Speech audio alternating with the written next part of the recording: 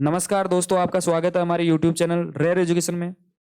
दोस्तों आज बात करेंगे आरपीएससी के द्वारा 2018 की जो वैकेंसी थी ग्रेड फर्स्ट स्कूल लेक्चरर की, उसका एग्जाम जो कंडक्ट करवाया गया था 2020 में। तो उसमें आपको सबको पता है कि फर्स्ट ग्रेड स्कूल लेक्चरर बनने के लिए दो पेपर होते हैं, फर्स्ट पेपर और सेकंड पेपर।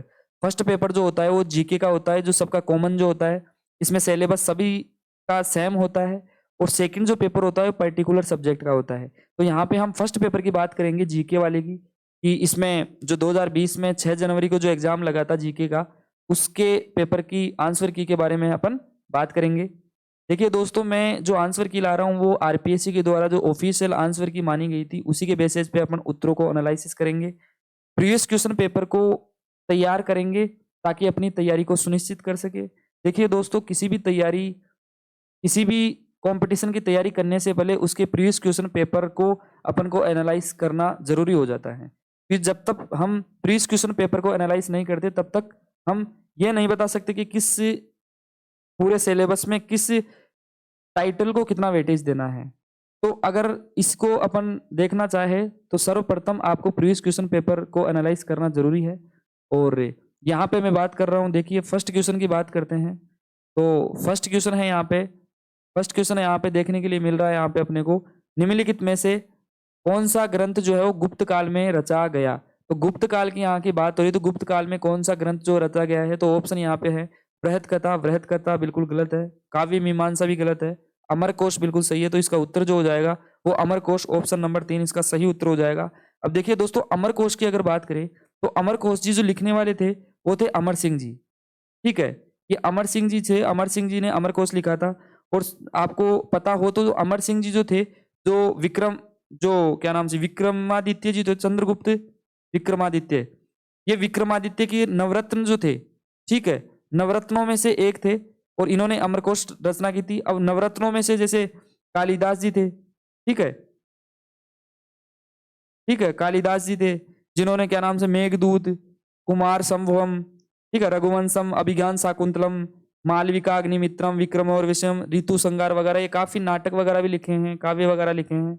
तो ये चंद्रगुप्त विक्रमादित्य के जो नवरत्न थे उनमें अमरकोश जी, अमर सिंह जी शामिल थे। उन्होंने अमरकोश रचा था गुप्त काल में।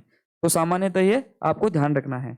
नेक्स्ट क्वेश्चन की बात करते हैं। प्राचीन भारत का कालखंड जिसमें मंडल कूपों, घेरदार कुओं का सबसे पहले जो है वो उल्लेख जो है मिलता है, तो ये मौर्य काल में सबसे पहले इनका उल्लेख जो है मिलता है। तो इसका उत्तर हो जाएगा ऑप्शन नंबर 1 मौर्य काल।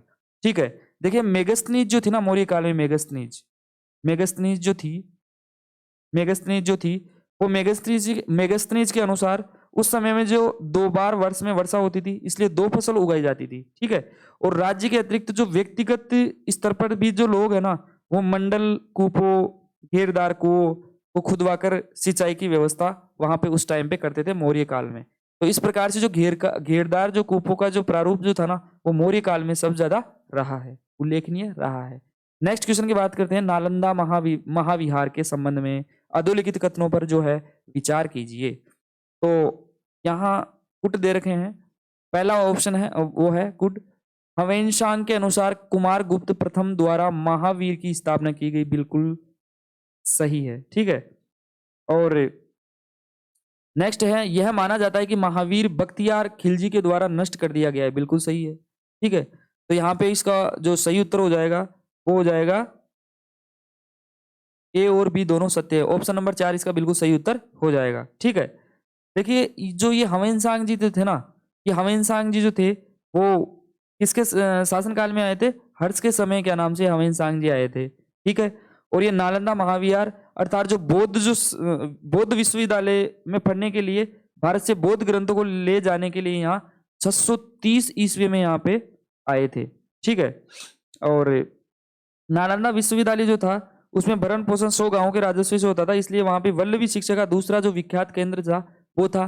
तो सामान्यतः नालंदा विश्वविद्यालय महाविहार, इनसे जो हर्षकालीन जो व्यवस्थाएं थी उनका भी अपने को विस्तृत ध्यान रखना है। नेक्स्ट क्वेश्चन है क्वेश्चन नंबर 4। शैलेंद्र वंश के किस राजा को श्रेय प्राप्त है कि उसने काल सन मंदिर का निर्माण कराया? ठीक है, तो जो इसका उत्तर जो है वो है पनंगकर्ण। ठीक है, किसका करवाया था निर्माण? पनंगकर्ण का करवाया था। नेक्स्ट क्वेश्चन है क्वेश्चन नंबर 5 है 1857 के विप्लव के दौरान निम्न विद्रोह स्थलों को विद्रोह फैलने के कारण क्रमिक रूप से व्यवस्थित कीजिए। अब देखो यहाँ पे कालक्रम में व्यवस्थित अपने को करना है। तो सामान्यतः कालक्रम के 1857 से यहाँ से क्वेश्चन है। तो कालक्रम की बात करें तो सर्वप्रथम यहाँ पे मेरठ है।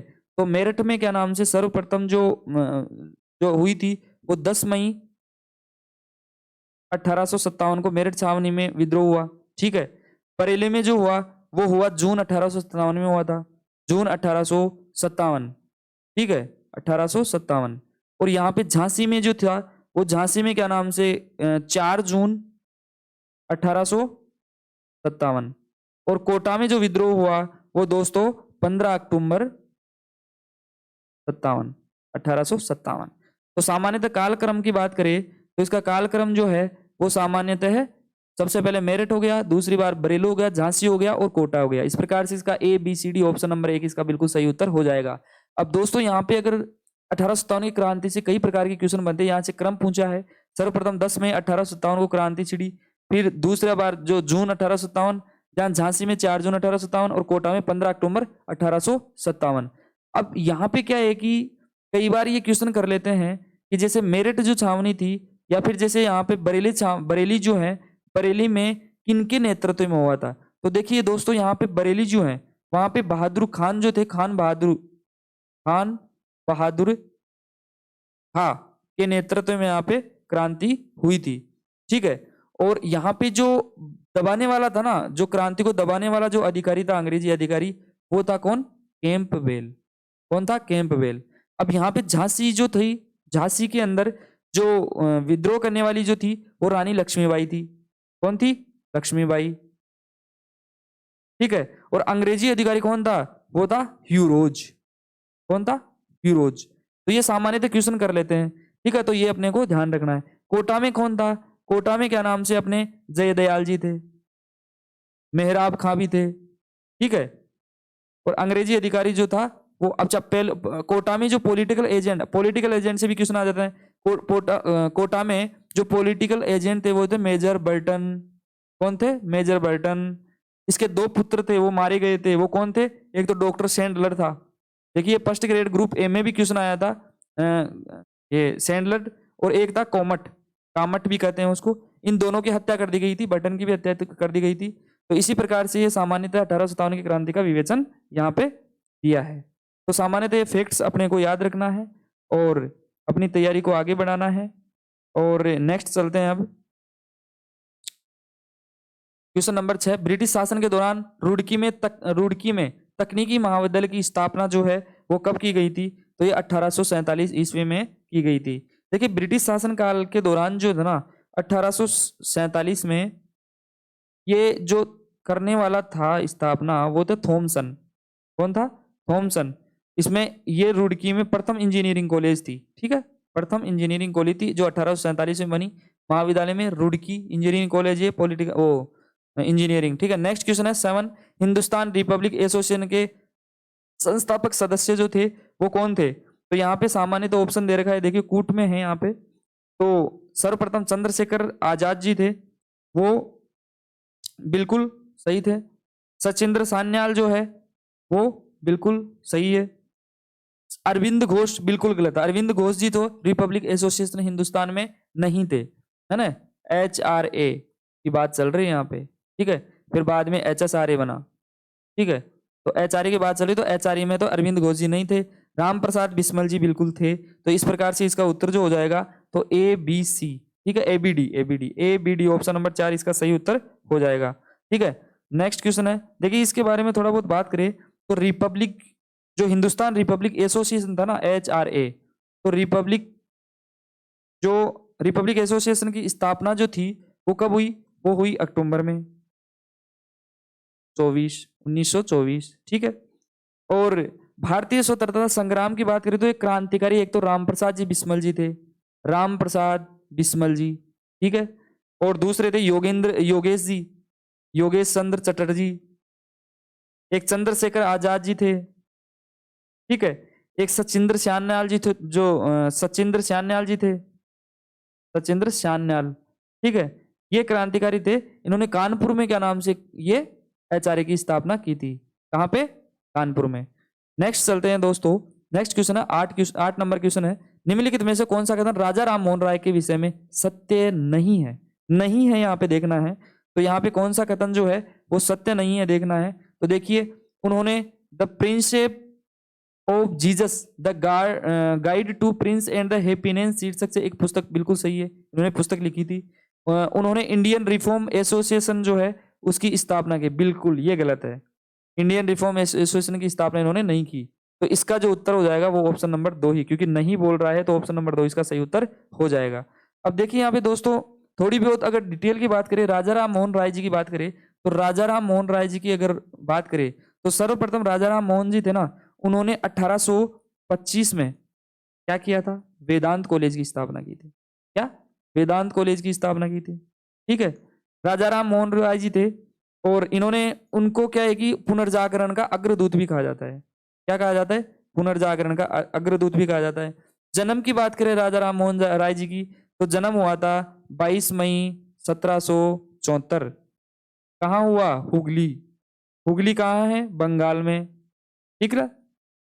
और इन्होंने क्या है कि ये जो अग्रदूत जो कहा था, ठीक है, सुभाष चंद्र बोस ने युगदूत कहा है। सुभाष चंद्र बोस ने इनको क्या कहा है? युगदूत कहा है। इनको उपाधि भी मिली थी कुछ, ठीक है, और ठीक है, उन्होंने उपाधि थी तुगलक, तुहफतुल मुवाहिद्दीन। ये जो अकबर जो थे, अकबर ने क्या नाम से इनको एक उपाधि भी दी थी, वो तुहफतुल मुआवुद्दीन। ठीक है, तो इस प्रकार से ये है। जैसे राजा राम मोहन राय, कई बार बुक्स के भी क्वेश्चन आते थे। देखो, बुक्स का ध्यान रखना, इनकी जो किताबें हैं वो है बंगाली में एक प्रस्तुत की है इन्होंने किताब, बंगाली लैंग्वेज में। बंगाली में इन्होंने लिखा था संवाद कौमुदी। यहाँ पे बार बार क्वेश्चन आते हैं, संवाद कौमुदी। ठीक है, और दूसरी बात है, यहाँ पे एकेश्वर माद का प्रचारक भी ये रहे हैं, है ना। और इन्होंने आत्मीय सभा की भी एक स्थापना की थी। आत्मीय सभा की स्थापना की थी लगभग 1814 में की थी, है ना। 1814 के आसपास इन्होंने आत्मीय सभा की स्थापना की थी। तो ये राजा राम मोहन राय के संबंध में अपने को ध्यान रखना है। नेक्स्ट क्वेश्चन है क्वेश्चन नंबर 9, निम्नलिखित में से किसके द्वारा भारत में इंग्लैंड के प्रचलित नमूने पर अध्यापक प्रशिक्षण संस्थानों टीचर ट्रेनिंग इंस्टीट्यूशन की स्थापना की सिफारिश जो है वो की गई थी? तो सामान्यतः बात करें तो ये वुड और डिस्पैच जो थे, इसके आधार पर यहाँ पे स्थापना की जो है वो सिफारिश की गई थी। देखिए, जो वुड और डिस्पैच जो थे, है ना, तो ये जो 19 जुलाई 1854 में 1854 में बोर्ड ऑफ कंट्रोल के प्रधान सदस्य थे। ये कौन थे? Charles Wood. चार्ल्स वुड थे, और चार्ल्स वुड जो थे उन्होंने भारत की भावी शिक्षा के लिए एक योजना प्रस्तुत की थी, जिसे वुड डिस्पैच भी कहा गया है। तो वुड डिस्पैच एक प्रकार से शिक्षा की क्षेत्र में अपने को शिक्षा के क्षेत्र में भावी शिक्षा के लिए योजना प्रस्तुत की थी, वो चार्ल्स वुड ने की थी, और उसी को क्या नाम से वुड का डिस्पैच कहा गया है। ठीक है, आगे चलते हैं। नेक्स्ट क्वेश्चन है 10वां क्वेश्चन है, नीचे दो वक्तव्य दिए गए हैं, एक अभिकथन ए है तथा दूसरा आर है। ठीक है, तो इसके बारे में अपने को देखना है। देखिए, अभिकथन ए है, भक्ति संतों ने आम जनता के मध्य अपनी शिक्षाओं का प्रचार प्रसार करने के लिए मुख्यतः क्षेत्रीय भाषाओं का प्रयोग, बिल्कुल सही है, क्षेत्रीय भाषाओं का प्रयोग है इन्होंने बिल्कुल किया है। ठीक है, नेक्स्ट है आर है, दिल्ली सुल्तानों तथा मुगल शासकों ने फारसी को अपनी कार्यालयी भाषा बनाया, बिल्कुल ये भी सही है, क्योंकि मुगलों ने फारसी भाषा को अपना कार्यालयी भाषा बनाया था। ठीक है, अब ऑप्शन क्या है यहाँ पे आगे देखिए, ए तथा आर दोनों सही है, तथा आर ए की सही व्याख्या, बिल्कुल आर ए की सही व्याख्या नहीं हो सकती, क्योंकि दोनों अलग अलग चीज है। ए तथा आर दोनों सही है, परंतु आर ए की सही व्याख्या नहीं है। क्या है? आर ए की सही व्याख्या नहीं है, यही इसका उत्तर हो जाएगा। ऑप्शन नंबर 2 इसका सही उत्तर है। देखिए, नेक्स्ट क्वेश्चन है 11, 1857 के विद्रोह की शुरुआत के समय उदयपुर में ब्रिटिश रेजिडेंट एजेंट कौन था? तो देखिए, 1857 के विद्रोह के बारे में शुरुआत के समय उदयपुर में, तो उदयपुर में तो सावर्स आएगा, तो कैप्टन सावर्स, ऑप्शन नंबर 3 इसका सही उत्तर हो गया। ठीक है, अब देखिए यहाँ पे राजस्थान में 1857 की क्रांति के बारे में उदयपुर में सावर्स जी थे। अब इंडन जो थे ना, इंडन वो कहाँ के थे? लॉरेंस कहाँ के थे? मेजर बर्टन कहाँ के थे? सामान्यतः बर्टन की बात करें तो मेजर बर्टन जो थे वो कोटा के थे, लॉरेंस कहाँ के थे, और कैप्टन विलियम इंडन जो थे वो जयपुर के थे, ठीक है, और लॉरेंस जो थे वो शायद बूंदी के थे, ये थोड़ा कंफर्म नहीं है, ठीक है। नेक्स्ट नेक्स्ट देखते हैं 12वां है, निम्नलिखित में किस समाचार पत्र के साथ विजय सिंह पथिक का नाम जुड़ा हुआ है। तो विजय सिंह पथिक जी का है जो वो नाम जो है किससे जुड़ा गया है, तो सामान्यतः है राजस्थान केसरी जो है इससे क्या नाम से विजय सिंह पथिक जी का नाम जो है विशेषकर जो है वो जुड़ा गया है। और इन्होंने ये एक प्रकार से साप्ताहिक की पत्रिका है, और राजस्थान जो केसरी है ये वर्धा से निकलती है, ठीक है, वर्धा से इसकी शुरुआत हुई थी। और इसके जो लेखक जो है वो सामान्यतः विजय सिंह पथिक जी हैं, और एक सह संपादक थे जिनका नाम था रामनारायण जी, जो इनके साथ ही थे, रामनारायण चौधरी। ये रामनारायण चौधरी जी जो थे ये क्या नाम से विजय सिंह पथिक जी के साथ थे, ये सह संपादक रहे थे राजस्थान केसरी के। और ये इस जो पत्र के जो प्रकाशक जो प्रकाशन के लिए जो जमनालाल बजाज जी थे ना, जमनालाल बजाज ने आर्थिक सहायता भी की थी, इसको आगे बढ़ाने के लिए जमनालाल बजाज ने आर्थिक सहायता की थी। इस प्रकार से ये थोड़ा फैक्ट अपने को ध्यान रखना है। नेक्स्ट क्वेश्चन है क्वेश्चन नंबर 13, औरंगजेब के काल के लेखकों ने उनकी रचनाओं में कौन सा सुमेलित जो है वो नहीं है। तो सामान्यतः है इसका सुमेलित नहीं है ढूंढना है, कौन सा सुमेलित नहीं है। तो सामान्यतः है मिर्जा मोहम्मद काजिर आलमगीरनामा, ये तो सही है। मोहम्मद साकी खुलासा उत तवारिख, खुलासा उत तवारिख, यही इसका उत्तर हो जाएगा, ऑप्शन नंबर 2 इसका सही उत्तर है, यही इसका असुमिलित है। शिवाजी के दार्शनिक, शिवाजी के दार्शनिक शिवाजी के प्रशासन में पंडित राव द्वारा संभाले जाने वाले मामले जो थे वो कौन से थे। तो इसका जो उत्तर है वो है दान तथा धर्म संबंधी मामले संभाले गए थे, है ना। तो शिवाजी की जो प्रशासनिक व्यवस्था में जो अधिकांश जो दक्षिणी राज्यों और मुगलों में मुगलों की प्रशासनिक व्यवस्था से प्रभावित थी, जिसके शीर्ष में छत्रपति जो थे वो मुख्य थे ही, ठीक है। तो इस प्रकार से थोड़ा अपने को ध्यान रखना है। नेक्स्ट क्वेश्चन है 15, सूची 1 मुगल उद्यानों को ससूचित करती है और सूची 2 शासकों को ससूचित करती है, जिनके शासन में उद्यान बनवाए गए हैं निम्नलिखित में से कौन सा सुमिलित जो है वो नहीं है। तो अपने को सुमिलित नहीं है वो ढूंढना है। तो सामान्यतः यहाँ पे आराम बाग आगरा बाबर बिल्कुल सूची इन्होंने ही करवाया था, बनवाया था।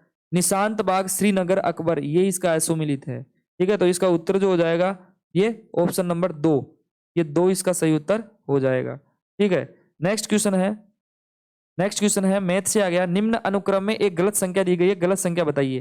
तो यहाँ पे जो गलत संख्या जो बताई गई है, तो यहाँ पे देखिए 140 जो है वो गलत संख्या यहाँ पे बताई गई है। सामान्यतः इसकी व्याख्या करें तो देखिए यहाँ पे 2 है, तो 2 के आगे बराबर 1 प्लस 1 बराबर 2, ठीक है।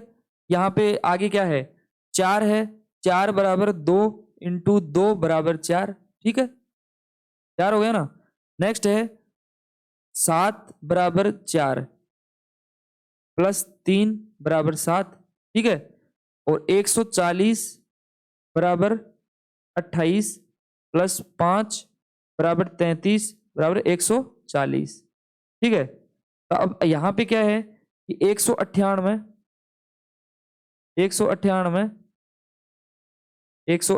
बराबर 33 इंटू 6 बराबर 198।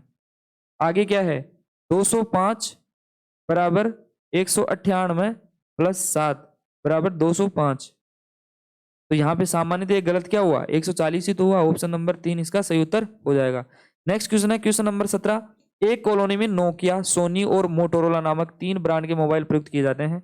70 परिवार केवल एक ब्रांड का प्रयोग में, 47 परिवार ठीक 2 ब्रांड का प्रयोग और 8 परिवार तीनों ब्रांड का प्रयोग लेते हैं। यह माना गया है कि प्रत्येक परिवार कम से कम इन 3 ब्रांडों में से एक का प्रयोग में लेता है। कितने परिवार ऐसे हैं जो सभी तीनों ब्रांडों का प्रयोग में नहीं लेते हैं। तो इसका जो उत्तर जो हो जाएगा वो हो जाएगा सामान्यतः 117, ऑप्शन नंबर 2 इसका सही उत्तर हो जाएगा। नेक्स्ट क्वेश्चन नंबर 18, यदि किसी एक कूट भाषा में यदि FRAME बराबर 43 और HURDLE बराबर 68 हो तो FIGMENT क्या होगा, ठीक है। तो यहाँ पे अगर इसको व्याख्या करें तो सामान्यतः यहाँ पे FRAME का अगर करें तो अपर इसका FRAME, ठीक है, फ्रेम बराबर 43 हो रहा है, ठीक है। तो 43 हो रहा है। तो यहाँ पे देखो जोड़ना है अपने को। एफ कितने नंबर पे आता है? 6 नंबर पे आता है। ये आर 18 पे आता है। ये एक पे आता, ये ए 1 पे आता है। एम जो है वो 13 पे आता है। ई जो है वो 5 पे आता है। बराबर कितने होता है? 43 हो गए। इधर देखो आप, HURDLE अल्फाबेट में एच कितने नंबर पे आता है? 8 नंबर पे। यू कितने नंबर पे आता है? यू आता है अपने 21 पे। आर 18 पे, प्लस डी, डी आ गया 4 पे। डी के बाद में एल है, एल हो गया 12 नंबर पे, प्लस 5, ये क्या नाम से ई है वो 5 नंबर पे। इनको सबको जोड़ेंगे तो कितने आएंगे? 68। ठीक है, इधर आइए आप, FIGMENT, तो जोड़ेंगे इसको 6 plus 9 plus 7 plus 13 plus 5 plus 14 plus 20 बराबर कितने हुए? 6 9 7 7 9 13 13 5 17 17, ये हो गए टोटल 74। तो ऐसे करके इसका उत्तर जो माना जाएगा वो माना जाएगा 74 उत्तर, ऑप्शन नंबर 1। नेक्स्ट क्वेश्चन है 19, यदि x plus y x minus y बराबर एक्स वाई हो तो एक्स वाई बराबर कितना होगा? तो इसका ये सही उत्तर जो माना जाएगा 1/4 x square minus y square, option number 4 सही उत्तर है। नेक्स्ट क्वेश्चन है, यदि n की संख्या का मान x है और प्रथम n माइनस संख्याओं का योग x है तो श्रेणी की अंतिम संख्या कौन सी होगी? तो इसका जो उत्तर है वो आ जाएगा तो nx माइनस, ये सही उत्तर, ऑप्शन नंबर 2 इसका सही उत्तर है। निम्न पाई चार्ट 4 छात्रों द्वारा छात्र चुनाव में प्राप्त वैध मतों को प्रदर्शित करता है। यदि डाले गए कुल वैध मतों की संख्या 720 है, 20 थी, जीतने वाले ने अपने निकटतम प्रत्याशी को कितने मतों से हराया? ठीक है, तो इसका जो उत्तर जो हो जाएगा वो हो जाएगा अपने 40, ऑप्शन नंबर 1 बिल्कुल सही उत्तर है। नेक्स्ट क्वेश्चन है, एक एक किस मान के लिए बहुपद 4x³ minus x ax square plus 2x minus 1 और 3x³ plus 7x² minus 8x plus a x minus 1 द्वारा भाग दिया जाता है तो समान शेषफल रहता है? तो इसका जो उत्तर जो माना जाएगा वो माना जाएगा 3/2, ऑप्शन नंबर 2। यदि नेक्स्ट क्वेश्चन है, यदि 2x बराबर 3y बराबर 12z हो तो x y बराबर क्या होगा? तो इसका उत्तर जो है वो हो जाएगा z(x2y), ऑप्शन नंबर 1 इसका सही उत्तर हो जाएगा। नेक्स्ट क्वेश्चन है, एक घनाभ की लंबाई, चौड़ाई और ऊंचाई का योग x सेंटीमीटर है और इसके विकीर्ण की लंबाई y सेंटीमीटर है तो इसका पूर्ण पृष्ठीय क्षेत्रफल क्या होगा? तो इसका जो सही उत्तर हो जाएगा वो हो जाएगा x square minus y square, option number 1 सही उत्तर है। नेक्स्ट क्वेश्चन है, एक शंकु, एक अर्धगोला, एक बेलन का आधार समान है और उनके आयतनों में अनुपात 3:2:1 है तो शंकु की ऊंचाई, अर्धगोले की त्रिज्या, बेलन की ऊंचाई बराबर है। तो इसका जो सही उत्तर हो जाएगा वो हो जाएगा अपने ऑप्शन नंबर 9:3:1, इसका सही उत्तर हो जाएगा। नेक्स्ट क्वेश्चन है, किस विकल्प में, नेक्स्ट क्वेश्चन है 25, 25 हो गया 26। नेक्स्ट क्वेश्चन है 26, हिंदी के क्वेश्चन है, इनमें से किस विकल्प में संधि सही है? संधि सही देखना है तो सही संधि कौन कौन सी है? तो यहाँ पे दिग प्लस मंडल, दिग मंडल बिल्कुल गलत है। एक एक एक एक, ये एक एक है जो है वो सही, ऑप्शन नंबर 2 इसका सही उत्तर हो जाएगा। निम्नलिखित में से किस शब्द में कार प्रत्यय नहीं है? कार प्रत्यय कौन से शब्द में नहीं है? तो देखो, निराकार, ये पहला ही ऑप्शन हो गया, यही सही हो गया। निराकार में कार प्रत्यय कहाँ होगा? ठीक है, देखो सुकृति का विलोम शब्द है, सुकृति का जो है वो विलोम शब्द जो है वो क्या है? तो सुकृति का जो विलोम शब्द होगा वो होगा प्रकृति, अनुकृति, प्रतिकृति, दुष्कृति होगा, ऑप्शन नंबर 4 इसका सही उत्तर हो जाएगा। नेक्स्ट 29, इनमें से कौन सा शब्द अशुद्ध है? कौन सा शब्द अशुद्ध है? तो अशुद्ध देखना है तो इसमें संतुष्टि शुद्ध है, पृष्ठभूमि, पृष्ठभूमि, तो ये पृष्ठभूमि ही इसमें अशुद्ध है। ठीक है, नेक्स्ट क्वेश्चन है, इनमें से किस विकल्प में एडजर्न का समानार्थ हिंदी शब्द है? तो इसका जो उत्तर है वो स्थगित करना। ठीक है, नेक्स्ट ऑप्शन नंबर 3 इसका सही उत्तर। नेक्स्ट क्वेश्चन है इंग्लिश से, चूज द करेक्ट ऑप्शन, रिक्त स्थान, दिस हैज बीन वेस्टेड। ठीक है, तो इसका सही उत्तर होगा वो होगा मच, ऑप्शन नंबर 3 सही उत्तर। देखो next question, choose the correct tense, I खाली स्थान, her, making great efforts to the complete the assign task. तो इसका जो सही उत्तर हो जाएगा वो हो जाएगा सो, ऑप्शन नंबर 1 सही उत्तर है। Choose the correct any antonym of the given word rarely, तो इसका जो सही उत्तर हो जाएगा वो हो जाएगा फ्रिक्वेंटली, ऑप्शन नंबर 3 सही उत्तर है। Next question 34, change the narration, must you go so soon, I said. तो इसका जो सही उत्तर हो जाएगा, I asked him if he had to go so soon, option number 4 इसका सही उत्तर हो जाएगा। Next choose the correct option, the tailor was the ordered to रक्तस्नान द साइड। तो इसका सही जो उत्तर हो जाएगा वो हो जाएगा अल्टर, ठीक है, ऑप्शन नंबर 2 इसका सही उत्तर हो जाएगा। नेक्स्ट क्वेश्चन है 36, जनगणना 2011 के अनुसार राजस्थान की साक्षरता दर क्या है। देखिए अच्छा क्वेश्चन है, साक्षरता दर राजस्थान से संबंधित आ गया है क्वेश्चन। तो जनगणना 2000 के अनुसार साक्षरता दर की अगर बात करते हैं तो साक्षरता दर 66.11 अपनी रही है राजस्थान की, ठीक, तो ऑप्शन नंबर 1 इसका सही उत्तर हो जाएगा। देखिए यहाँ पे जनसंख्या के आंकड़ों की अगर बात करें तो जनसंख्या के आंकड़ों के बारे में अपन विशेष चर्चा करें तो राजस्थान की साक्षरता दर की बात करें तो 66.11 है ही, ठीक है। और 2001 की जनगणना के अनुसार अगर बात करें तो 60.4% है, 7.4% थी 2001 में, तो 2011 में बढ़ के 66.11 हो गई, ठीक है। अब देखिए यहाँ पे राज्य में पुरुष साक्षरता की बात करें ना तो पुरुष साक्षरता 79.2% है। महिला साक्षरता की अगर बात करें तो महिला साक्षरता, पुरुष साक्षरता दर की बात करें तो 79.2 है और महिला साक्षरता की बात करें तो 52.1% है, ठीक है। और सामान्यतः जनगणना 2011 में झुंझुनू की जो पुरुष साक्षरता है, झुंझुनू सबसे ज्यादा पुरुष साक्षरता झुंझुनू की रही है और रही है 86.9%, ठीक है। और सबसे कम जो है वो प्रतापगढ़ की रही है 69.5, प्रतापगढ़ जो है उसकी 69.5%, ठीक है। तो सामान्यतः ये अपने को ध्यान रखना है। अगर महिला साक्षरता की बात करें तो महिला साक्षरता सर्वाधिक जो है वो कोटा की है, सर्वाधिक कोटा की है और न्यूनतम जो है वो जालोर की है, ठीक है, महिला और पुरुष दोनों, ठीक है। अगर कोटा की अगर प्रतिशत की बात करें ना महिला साक्षरता की तो 65.9 है और ये 38.5 है जालोर की महिला साक्षरता सबसे कम। तो सामान्यतः ये फैक्ट्स अपने को ध्यान में रखना होगा। नेक्स्ट क्वेश्चन 37, 11वां विश्व हिंदी सम्मेलन 18 अगस्त 2018 तक आयोजित हुआ, यह किस देश में आयोजित हुआ था। तो ये जो सामान्यतः ये जो आयोजित हुआ था वो हुआ था मॉरिशस में, ठीक है। ये भारत सरकार विदेश मंत्रालय और उससे संबंधित होके और फिर मनाया गया था। देखो नेक्स्ट क्वेश्चन है 38, राजस्थान में महिला सशक्तिकरण है तो मुख्यमंत्री के 7 सूत्रीय कार्यक्रम निम्नलिखित में क्या शामिल है, कौन सा शामिल है। शिशु मृत्यु दर में कमी, बिल्कुल शिशु मृत्यु दर में कमी, जनसंख्या स्त्रीकरण, बाल विवाह की रोकथाम, छात्राओं का स्कूल में कम से कम तथा कक्षा 10 तक ठहराव, तो ये भी शामिल था, सारे शामिल थे उपरोक्त तो सभी इसका सही उत्तर हो जाएगा ABCD, ऑप्शन नंबर 4 इसका सही उत्तर है। नेक्स्ट क्वेश्चन है 39, 3 सितंबर 2018 को चांगवान दक्षिण कोरिया में आयोजित हुई ISSF चैंपियनशिप में महिलाओं की 10 मीटर राइफल स्पर्धा में क्रमशः चौथी और दूसरे स्थान पर रहने वाले अपूर्वी चंदेला और एक अन्य भारतीय निशानेबाजी की पहली समूह बनी जिन्हें 2020 ओलंपिक खेलों में कोटा स्थान प्राप्त हुआ, वह अन्य निशानेबाज कौन है। तो इसका जो उत्तर जो हो जाएगा वो हो जाएगा अंजुम मोदगिल, ऑप्शन नंबर 1 इसका सही उत्तर माना जाएगा।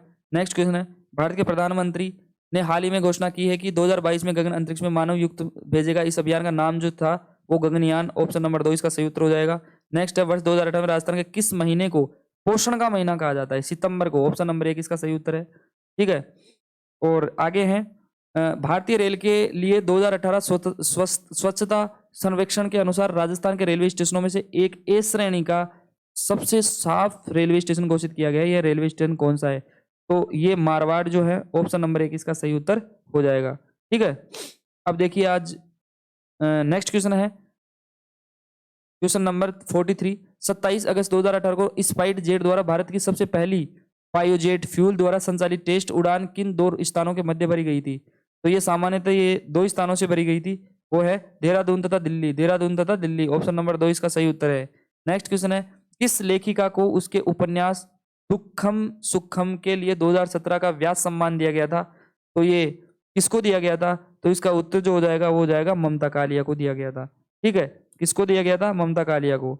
ये देखिए हिंदी साहित्य के संदर्भित ये मिलता है पुरस्कार, इसमें 3.5 लाख रुपए नगद पुरस्कार दिया जाता है और एक प्रशस्ति पत्र स्मृति चिन्ह प्रस्तुत दिया जाता है, ठीक है। तो ये ध्यान रखना है। नेक्स्ट क्वेश्चन है, विश्व के पहले थर्मल बैटरी प्लांट का भारत में 6 अगस्त 2018 को उद्घाटन किया गया था, इसका उद्घाटन कहाँ किया गया था। तो इसका जो उद्घाटन किया गया था अमरावती आंध्र प्रदेश, ऑप्शन नंबर 1 इसका सही उत्तर हो जाएगा। देखिए 6 अगस्त 2018 को जो उद्घाटन जो किया गया था, आंध्र प्रदेश के मुख्यमंत्री जी चंद्रबाबू नायडू करके, इन्होंने अमरावती में शिविर कार्यक्रम चलाया था और उसमें प्रजा वेदिका में विश्व की जो पहली थर्मल बैटरी प्लांट है ना, उसका अनावरण भी इन्होंने किया था। तो ये थोड़ा ध्यान रखना। और नेक्स्ट क्वेश्चन है 52 GHE में मोलों की संख्या जो है वो क्या है? तो इसका जो उत्तर हो जाएगा वो ऑप्शन नंबर 2 सही उत्तर 13। नेक्स्ट क्वेश्चन है 47, जब एक निश्चित द्रव्यमान का पिंड एक ऊंचाई से स्वतंत्र रूप से गिरता है तो इसकी स्थिति ऊर्जा घटती है और गति जो है ना ऊर्जा बढ़ती है। ये ऑप्शन नंबर 1 ही इसका सही उत्तर हो जाएगा। देखिए नीचे दी गई वस्तुओं में से किस गतिज ऊर्जा सर्वाधिक है? नीचे दी गई वस्तुओं में से किसकी गतिक ऊर्जा जो है वो सर्वाधिक है? तो सामान्यतः द्रव्यमान 2m तथा चाल 3y, 2m तथा चाल 3v, ये इसका ऑप्शन 3 उत्तर सही हो जाएगा। किसी आहार श्रृंखला में प्रत्येक स्तर पर उपलब्ध कार्बनिक पदार्थों में औसत मात्रा जो कि उपभोक्ता के अगले स्तर पर पहुंचती है, तो इसका जो उत्तर जो हो जाएगा वो हो जाएगा 10%। ऑप्शन नंबर 4 इसका सही उत्तर माना जाएगा। देखिए मानव कोशिका में गुणसूत्रों की संख्या होती है 46, ऑप्शन नंबर 3 इसका सही उत्तर हो जाएगा। देखिए गुणसूत्र को बोलते हैं क्रोमोसोम्स, ठीक है, क्रोमोसोम्स। ये सामान्यतः क्या होते हैं? ये सभी वनस्पति और प्राणी में कोशिकाओं में पाई जाने वाली तंतु रूपी एक प्रकार का पिंड होता है, ठीक है, जो सभी आनुवंशिक गुणों को निर्धारित करने में, संचालित करने में काम आता है। मनुष्य में जैसे गुणसूत्रों की संख्या तो 46 है, लेकिन ये लिंग निर्धारण जो होता है ना बच्चों में, इस लिंग निर्धारण का मेन कारण जो है वो गुणसूत्री होते हैं, ठीक है। नेक्स्ट क्वेश्चन है भारतीय संविधान में अंगीकृत वेस्टमिनिस्टर मॉडल का संबंध जो है वो किस चीज से है? तो इसका ऑप्शन नंबर 1 अध्यक्षात्मक प्रणाली से, संसदीय प्रणाली से, धर्मनिरपेक्ष प्रणाली से, गणतंत्रात्मक प्रणाली से। तो इसका जो उत्तर है ना वो संसदीय प्रणाली से है दोस्त, वेस्टमिनिस्टर मॉडल। देखिए वेस्टमिनिस्टर मॉडल की बात करें तो वेस्टमिनिस्टर जो प्रणाली थी ना वो शासन की एक लोकतांत्रिक संसदीय प्रणाली है। तो ये सैकड़ों वर्षों के काल में संयुक्त जो यूके है ना, यूके यूनाइटेड किंगडम, वहां से विकसित हुई थी। फिर बाद में क्या किसी व्यवस्था का नाम जो है ना वो लंदन के पैलेस ऑफ वेस्टमिनिस्टर से आता है, और जो कि वो ब्रिटिश संसद से सभा स्थल से है, तो इसलिए इसका जो है वेस्टमिनिस्टर मॉडल कहा गया। संसदीय प्रणाली है जो यूके में सर्वप्रथम प्रारंभ हुई थी। नेक्स्ट क्वेश्चन है 52, वे 3 आधार जिन पर संविधान के अनुच्छेद 352 के अधीन आपात उद्घोषणा की जा सकती है में शामिल नहीं है। तो बहुत अच्छा क्वेश्चन है। तो इसका जो आंतरिक अशांति है ना 352 के अकॉर्डिंग, तो आंतरिक अशांति है, इससे क्या नाम से आपात उद्घोषणा की जा सकती है में शामिल नहीं है, आंतरिक अशांति है शामिल नहीं है। वे 3 आधार जिन पर संविधान के अनुच्छेद 352 के अधीन आपात उद्घोषणा की जा सकती है में शामिल नहीं, ये आंतरिक अशांति ही इसका जो है उत्तर हो जाएगा। देखिए यहाँ पे अगर बाहरी युद्ध हो जाए, बाह्य आक्रमण हो जाए, सशस्त्र विद्रोह अगर देश में हो जाए, तो आपातकाल 352 के अकॉर्डिंग लगता है, अनुच्छेद 352 के अकॉर्डिंग। और सामान्यतः नेक्स्ट क्वेश्चन है संघ की मंत्री परिषद सामूहिक रूप से उत्तरदायी। देखिए संघ की जो मंत्री परिषद ना वो किसके प्रति उत्तरदायी होती है? तो सामान्यतः लोकसभा के प्रति उत्तरदायी होती है। अब लोकसभा के प्रति क्यों उत्तरदायी होती है? सामान्यतः जैसे प्रधानमंत्री होता है पीएम, एक तो प्रधानमंत्री और मंत्री परिषद का प्रमुख होता है, ठीक है। तो अनुच्छेद 75(3) जो है ना 75(3), इसमें कहा गया है कि मंत्रिपरिषद लोकसभा के प्रति सामूहिक रूप से उत्तरदायी होता है, ठीक है। अतः प्रधानमंत्री तब तक अपने पद पर बना रहता है जब तक उसको विश्वास मत प्राप्त रहे, सभा में विश्वास प्राप्त हो। अगर लोकसभा में मंत्रिपरिषद के विरुद्ध अगर अविश्वास प्रस्ताव पारित हो जाए ना, तो प्रधानमंत्री सहित मंत्रिपरिषद को त्यागपत्र देना ही होगा। तो इसीलिए ये थोड़ा सा फैक्ट अपने को ध्यान रखना है। नेक्स्ट क्वेश्चन है 54, संसद में राजस्थान से कितने सदस्य चुने जाते हैं? तो बात यहाँ देखो घुमा के क्वेश्चन क्या है, संसद आ गई। संसद से मतलब है कि संसद में राज्यसभा और लोकसभा। राज्यसभा जो है उसमें तो 10 सीट राजस्थान से बिलोंग करती है, लोकसभा से 25, दोनों मिला के कितनी हुई 35, तो 35 सीट राजस्थान से बिलोंग करती है। तो ऑप्शन नंबर 3 इसका सही उत्तर हो जाएगा। न्यायाधीशों की नियुक्ति की कॉलेजियम प्रणाली का आरंभ जो है 1993 में हुआ था, ऑप्शन नंबर 2 इसका सही है। देखिए क्यों किया गया था मैं बता दूं, कॉलेजियम प्रणाली जो है वो सामान्यतः सर्वोच्च न्यायालय के जो पदाधिकारी है, सर्वोच्च जो न्यायाधीश है, उनकी नियुक्ति के, उनकी सीनियरिटी के अकॉर्डिंग ये व्यवस्था लागू की गई थी। तो न्यायिक प्रणाली में जो लोकतंत्र सुनिश्चित करने के लिए 1993 में इसको लागू किया गया था, है ना। और इसका जो जैसे सर्वोच्च न्यायालय जो होता है सुप्रीम कोर्ट, उसके मुख्य न्यायाधीश की जो नियुक्ति और भारत का राष्ट्रपति द्वारा की जाती है उसकी नियुक्ति। लेकिन जो अन्य न्यायाधीशों की नियुक्ति राष्ट्रपति द्वारा न्यायाधीशों के परामर्श, जो न्यायाधीश होगा ना उससे परामर्श से कोलेजियम की प्रणाली जो होती है ना उसकी सिफारिश पर ही कर सकता है। तो कोलेजियम प्रणाली न्यायाधीशों की नियुक्ति और स्थानांतरण प्रणाली प्रणाली है जो सर्वोच्च न्यायालय के निर्णयों के माध्यम से विकसित हुई है, ना कि ये संसद और अधिनियम या संविधान के प्रावधान में नहीं है। ये डायरेक्ट सर्वोच्च न्यायालय जो है सुप्रीम कोर्ट है उसके निर्णय के माध्यम से विकसित की गई है। तो ये क्वेश्चन बन सकता है कि ये क्या नाम से संसद के अधीन बन के ना, ये संसद या किसी कानून नहीं है, सर्वोच्च न्यायालय के निर्णयों के माध्यम से इसका निर्माण जो है वो हुआ है। ये इससे राज्यसभा लोकसभा से इसको कोई मतलब नहीं है। नेक्स्ट क्वेश्चन है, छप्पन निम्नलिखित में से राजस्थान के किस जिले की अंतरराष्ट्रीय सीमा सबसे जो है वो छोटी है? बहुत अच्छा क्वेश्चन है। तो सामान्यतः अंतरराष्ट्रीय की बात आ गई ना, तो अंतरराष्ट्रीय सीमा जो है वो कितने, जो पाकिस्तान से जो है वो राजस्थान के 4 जिले हैं जो सीमा अंतरराष्ट्रीय सीमा से लगती है। तो 1070 किलोमीटर जो है वो पाकिस्तान से सीमा बनाता है। तो ठीक है, तो जैसलमेर जो है, जैसलमेर कौन कौन से जिले बनाते हैं?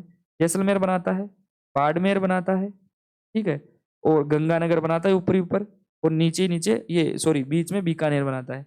तो अगर इनकी ये बात करें भाई कितनी देर दूर है, 464 जो है ना सबसे ज्यादा जो है सीमा जो है वो जैसलमेर शेयर करता है, ठीक है, सर्वाधिक।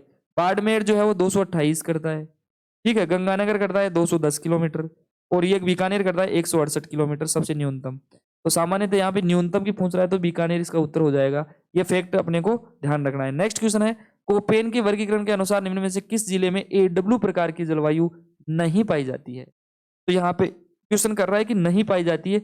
सामान्यतः बांसवाड़ा, झालावाड़, डूंगरपुर और बूंदी। तो बूंदी इसका सही उत्तर हो जाएगा और इसका उत्तर होगा बूंदी, क्योंकि बूंदी में क्या नाम से एडब्ल्यू प्रकार की जलवायु नहीं पाई जाती। अब मैं आपको बात बता दूं कि एग्जाम पैटर्न परिवर्तन हो रहा है।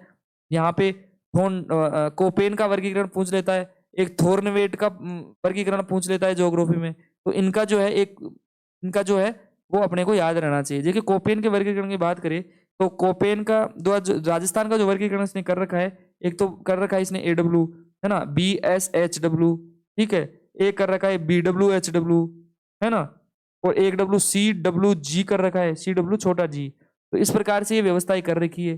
तो जैसे एडब्ल्यू में इसने किस किस को डाल रखा है कि एडब्ल्यू का मतलब होता है उष्ण कटिबंधीय आंध्र प्रदेश। तो उष्ण कटिबंधीय आंध्र प्रदेश मतलब इसमें डाल रखा है जैसे डूंगरपुर नीचे आ गया, ठीक है, एक बांसवाड़ा आ गया, एक जो दक्षिणी चित्तौड़ आ गया, झालावाड़ आ गया, ठीक है, कोटा आ गया, बूंदी, बारात, जो नीचे का जो पार्ट है ना ये टोटली आ गया, ठीक है। BSHW है, इसका मतलब होता है अर्ध शुष्क प्रदेश। अब राजस्थान में अर्ध शुष्क प्रदेश में जिले कौन कौन से आते हैं? जैसे अरावली के पश्चिम का क्षेत्र आ गया टोटल, ठीक है, तो ये अर्ध शुष्क में आ गया। जैसे BSHW है, BWHW, तो BWHW में उष्ण शुष्क प्रदेश जैसलमेर, बीकानेर, गंगानगर, इधर हनुमानगढ़ हो गया, चूरू का भी क्षेत्र आता है। CWG है तो मानसून वर्षा क्षेत्र बोलते हैं इसको, CWG को। तो मानसून वर्षा क्षेत्र जो आता है उसमें जैसे पूर्वी और मध्य राजस्थान का जो अरावली पूर्व का भाग है वो आ गया। तो इस प्रकार से ये जो कोपेन का वर्गीकरण अपने को ध्यान में रखना है। नेक्स्ट क्वेश्चन है 58, राजस्थान में कौन से जिलों में जनसंख्या घनत्व 100 व्यक्ति प्रति वर्ग किलोमीटर से कम पाया जाता है? जनगणना 2011 के अनुसार बताना है। तो सामान्यतः यहाँ पे अगर ये क्या नाम जनसंख्या घनत्व की बात कर रहा है 100 से कम किलोमीटर से, राजस्थान में कौन से जिलों में 100 से कम, ठीक है, हाँ, तो 100 से कम जो पूछ रहा है 2011 के अनुसार, तो सामान्यतः यहाँ पे जैसलमेर जो है वो भी 100 से कम है, ठीक है, जैसलमेर का वर्गीकरण सबसे कम है। बाड़मेर जो है, बाड़मेर का जो है वो भी कम है, एवं जालोर, देखो जालोर का 100 से ज्यादा है, तो ये तो होगा नहीं। जैसलमेर, बाड़मेर और ये जोधपुर, तो ये जोधपुर का भी जो क्या नाम से नहीं होगा क्योंकि जोधपुर का 100 से ज्यादा है, ये भी नहीं होगा। जैसलमेर, बाड़मेर, पाली, पाली का भी 100 से ज्यादा है, ये भी नहीं होगा। जैसलमेर, बाड़मेर और बीकानेर, बिल्कुल बीकानेर का 100 से कम है, तो ऑप्शन नंबर 4 इसका सही उत्तर हो जाएगा। और दोस्तों अपने को इतना सा ध्यान रखना है, जैसे यहाँ पे पूछा क्या है कि 100 से कम जनसंख्या घनत्व वाला जिला यहाँ पे बताना था। तो देखिए जैसलमेर जो है ना इसका तो सबसे कम है, 17 व्यक्ति वर्ग किलोमीटर रहते हैं। जैसे बीकानेर का 78 व्यक्ति पर किलोमीटर रहते हैं, ठीक है, 2000। तो ऐसे अपने को फैक्ट्स अपने को देखना है। देखिए नेक्स्ट क्वेश्चन है 59, राजस्थान के निम्न से कौन सी फसल मावट से लाभान्वित नहीं होती है? मावट मतलब जो सर्दी में जो अरब सागर से आने वाली जो मानसून है वो राजस्थान में बरसता है, उसको मावट कहते हैं। जो सर्दी में बारिश होती है सामान्यतः उसको मावट कहते हैं। तो कौन सी फसल लाभान्वित नहीं होती है? तो सामान्यतः जाहिर सी बात है ना कि कपास जो है वो कैसे लाभान्वित होगा। चना गेहूं सरसों तो एक प्रकार की फसल है, तो ये तो लाभान्वित है, लेकिन कपास जो है वो इससे प्रभावित नहीं होती है। जो मावट जो होती है ना, वो भूमध्य सागर से लेकर भारत तक खाली मैदान और रेगिस्तान होने की वजह से हवा बिना अवरोध के भारत तक पहुंच जाती है, और इस हवा के कारण होने वाली जो बारिश होती है वो मावट कहलाती है। अब सर्दियों में क्या होता है कि वर्षा का स्थानीय भाषा में इसको मावट तो बोल देते हैं, लेकिन मावट की जो वर्षा होती है ना, वो गेहूं सर्वाधिक जो लाभ जो किसी फसल को करता है वो गेहूं को करता है, फिर सरसों को और ये आदि जो है इनको ये लाभ पहुंचा देता है। नेक्स्ट क्वेश्चन है 60। निम्न को सुमिलित कीजिए एवं नीचे दिए गए कुटुंब से उत्तर जो है वो चुनिए, उत्तर चुनिए। पर्यटन केंद्र दे रखा है एक साइड में स्थान दे रखा है। सोने जी की नसिया कहाँ है, तो मिलान करना है, तो सोने जी की नसिया जो है वो अजमेर में है। लोहागढ़ किला जो है सामान्यतः भरतपुर में है। चंद्र महल जयपुर में है। जूनागढ़ जो है वो बीकानेर में है। तो सामान्यतः इसका मिला लो ए सी ए का 3 ए का 3 ए का 4 ए का 4 ए का 3, ऑप्शन नंबर सी इसका सही उत्तर हो जाएगा। ठीक है, ए का 3, तो ऑप्शन नंबर इसका हो जाएगा सही उत्तर ए का 3 बी का 1 बी का, हाँ ऑप्शन नंबर 4 सही होगा। ठीक है, नेक्स्ट क्वेश्चन है विद्यालय प्रबंधन के लिए निम्नलिखित सिद्धांतों का कौन सा सेट समूह है सबसे अधिक उपयुक्त है। तो विद्यालय प्रबंध की यहाँ पे बात चल रही है दोस्तों, तो विद्यालय प्रबंध में कौन सा सेट यहाँ पे उपयुक्त है, तो इसमें सबसे अच्छा जो उपयुक्त सहयोग, समानता, लचीलापन और साझा और उत्तरदायित्व। ठीक है, यही इसका सही उत्तर हो जाएगा। सामान्य सारी पॉजिटिव बात है। समानता, अति संरचना, लचीलापन और नियत उतरना, तो सबसे सर्वोत्तम ये है, एक सही उत्तर इसका एक हो जाएगा। निम्नलिखित में कौन सा कार्य शैक्षिक प्रबंध से संबंधित है, शैक्षिक प्रबंध से संबंधित कौन सा कार्य यहाँ पे दे रखा है, तो सामान्यतः इसका जो है विद्यालय संगठन बिल्कुल सही है, ये भी विद्यालय प्रबंध से संबंधित है। गतिविधियों की योजना, प्रणाली, तंत्र, नियंत्रण, सभी विकल्प सही है। ऑप्शन नंबर 4 इसका सही उत्तर हो जाएगा। नेक्स्ट क्वेश्चन है सर्व शिक्षा अभियान के लक्ष्यों के अनुसार 6 से 14 वर्ष के आयु वर्ष सभी बच्चों बालकों के लिए प्रारंभिक शिक्षा किस वर्ष तक उपलब्ध हो जानी चाहिए, तो इसका जो उत्तर हो जाएगा वो हो जाएगा 2010 तक की, क्या नाम से ये उत्तर इसका हो जाएगा। नेक्स्ट क्वेश्चन है शैक्षिक संस्थाओं की दीर्घकालीन निर्णय योजना का सर्वाधिक प्रभावी उपागम अप्रोच निम्नलिखित में से आधारित होना चाहिए, किस चीज पे आधारित होना चाहिए, तो देखिए यहाँ पे कुछ कोटेशन दे रखी है, उसके बारे में हम देखते हैं। तो सामान्यतः उपागम अप्रोच निम्नलिखित पर आधारित होनी चाहिए। शैक्षणिक संस्थानों की दीर्घकालीन योजना, तो स्पष्ट और साझा दृष्टि, ये भी सही है, बिल्कुल होनी चाहिए। आर्थिक पक्ष पर बल देना, देखो आर्थिक पक्ष इससे संबंधित होता ही नहीं है, तो ये तो हो गया गलत। तीसरा उपयुक्त प्रक्रिया का उपयोग, बिल्कुल सही है, उपयुक्त प्रक्रिया का प्रयोग होना चाहिए। और चौथा है परिणामों पर बल देना, देखो परिणामों पर सर्वप्रथम अगर बल देंगे तो प्रोसेस नेगेटिव जाएगा, तो इसलिए ये भी नहीं होगा। परिपक्व टीम का उपयोग, बिल्कुल मैच्योरिटी होनी चाहिए, मैच्योरिटी टीम, समझदार टीम होगी तो ही अपना काम करेगी। नेक्स्ट है परिणामों के प्रति स्पष्ट प्रतिबद्धता, परिणामों के प्रति स्पष्ट, बिल्कुल ये परिणामों के प्रति स्पष्ट प्रतिबद्धता होनी चाहिए, तो इसका उत्तर हो जाएगा 1 3 5 6, 1 3 5 और 6, ऑप्शन नंबर 2 इसका सही उत्तर हो जाएगा। नेक्स्ट क्वेश्चन है वार्षिक प्रक्रिया के लिए शैक्षिक सूचना प्रणाली प्रबंधन का सही चक्र है आंकड़ों का एकत्रीकरण, आंकड़ों का विश्लेषण, आंकड़ों का लेखन, आंकड़ों की प्रतिक्रिया। देखो यहाँ पे जो है सामान्यतः वार्षिक प्रक्रिया के लिए शैक्षिक सूचना प्रणाली का प्रबंधन का सही चक्र पूछ रहा है। आंकड़ों का लेखन, आंकड़ों की प्रक्रिया, आंकड़ों का एकत्रीकरण, आंकड़ों का विश्लेषण, आंकड़ों का प्रतिक्रिया, इसका ऑप्शन उत्तर जो हो जाएगा वो हो जाएगा आंकड़ों का एकत्रीकरण, आंकड़ों की प्रक्रिया, आंकड़ों का विश्लेषण और आंकड़ों का लेखन, ऑप्शन नंबर 4 इसका बिल्कुल सही उत्तर हो जाएगा। सर्वप्रथम आंकड़ों का प्रस्तुतिकरण, आंकड़ों का एकत्रीकरण करते हैं, फिर आंकड़ों की प्रक्रिया, आंकड़ों का विश्लेषण करेंगे और आंकड़ों का लेखन सर्वप्रथम सबसे लास्ट में करेंगे।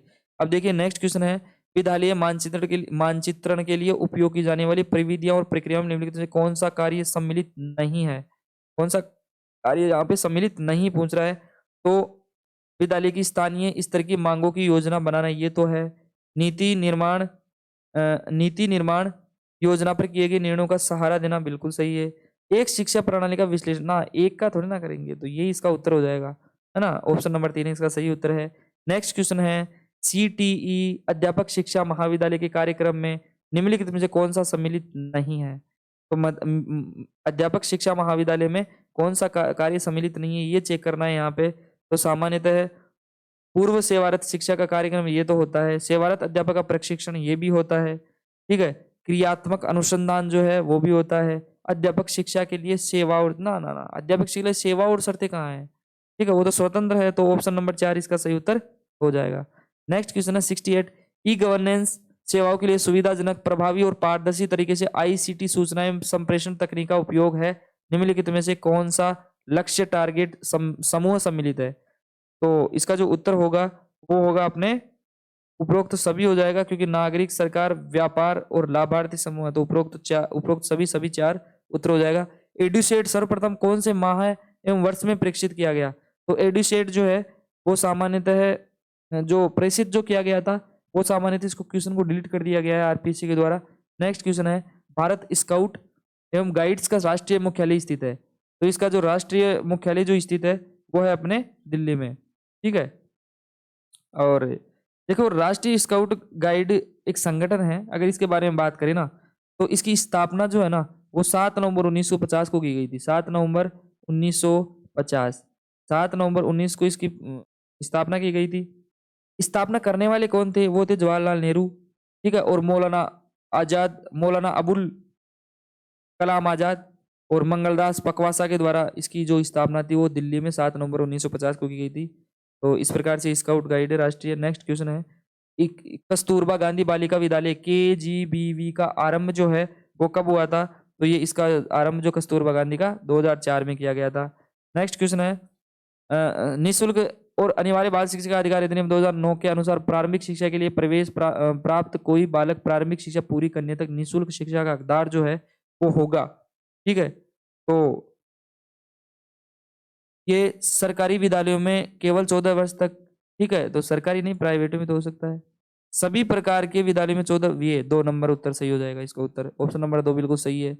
देखो 73 नंबर है, निःशुल्क और अनिवार्य बाल शिक्षा अधिकार अधिनियम 2009 में वर्णित समुचित सरकार के कर्तव्य के अनुसार केंद्रीय सरकार का उत्तरदायित्व होगा। केंद्रीय सरकार का उत्तरदायित्व क्या है? अध्यापकों को प्रशिक्षण प्रदान करना, ठीक है, आसपास पड़ोस में विद्यालय की उपलब्धता को सुनिश्चित करना, शिक्षकों के प्रशिक्षण के लिए मानकों को विकसित और लागू करना। ऑप्शन नंबर 3 इसका बिल्कुल सही उत्तर हो जाएगा, क्योंकि निःशुल्क और अनिवार्य बाल शिक्षा अधिकार अधिनियम 2009 शिक्षकों के प्रशिक्षण की बात करता है, उनके मानकों को विकसित करना जो है उस व्यवस्था को मानता है। नेक्स्ट क्वेश्चन है 74, निःशुल्क और अनिवार्य बाल शिक्षा अधिकार अधिनियम 2009 के अनुसार अध्यापकों द्वारा निम्नलिखित कौन सा उत्तरदायित्व पूरा नहीं किया जाना चाहिए? नहीं किया जाना चाहिए, ठीक है।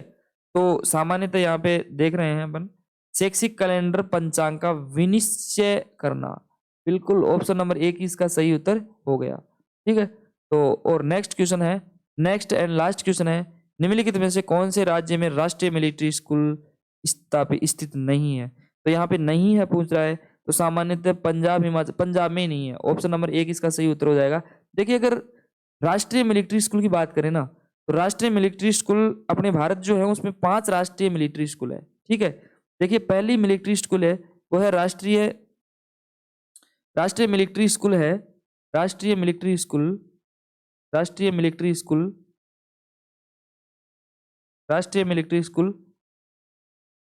अजमेर, ठीक है, राजस्थान। दूसरी जो राष्ट्रीय मिलिट्री स्कूल है वो है राष्ट्रीय मिलिट्री स्कूल बेंगलोर, ठीक है। तीसरी जो राष्ट्रीय मिलिट्री स्कूल है वो है बेलगांव। अब ये बेलगांव कहाँ है? वो है महाराष्ट्र। चौथी जो मिलिट्री स्कूल है वो है राष्ट्रीय मिलिट्री स्कूल, वही चेल में है, चेल। ये चेल कहाँ है? हिमाचल प्रदेश में। और 5वीं जो है वो राष्ट्रीय मिलिट्री स्कूल धौलपुर, राजस्थान। तो सामान्यतः अगर बात पूछी जाए तो राष्ट्रीय मिलिट्री स्कूल राजस्थान स्टेट में 2 है, पहली है अजमेर में और दूसरी है धौलपुर में, ये याद रखने की चीज है। तो 5 राष्ट्रीय मिलिट्री स्कूल है सामान्यतः। राष्ट्रीय मिलिट्री स्कूल देखो सामान्यतः याद करने की बात है, राजस्थान में 2 है, अजमेर और धौलपुर, बची 3 बेंगलोर, बेलगांव, चेल, बेलगांव, चेल। इस प्रकार से 5 याद करनी है, यहाँ से बार बार क्वेश्चन आते हैं दोस्तों। ये 75 क्वेश्चंस अपन ने यहाँ पे कंसल्ट किया है। बार बार जो है क्वेश्चन को देखिए, बार बार रिपीट कीजिए दोस्तों, अपनी तैयारी को सुनिश्चित कीजिए। इसी प्रकार से मैं आगामी श्रृंखला में प्रीवियस क्वेश्चन पेपर लाता रहूंगा। ओके, थैंक यू, धन्यवाद।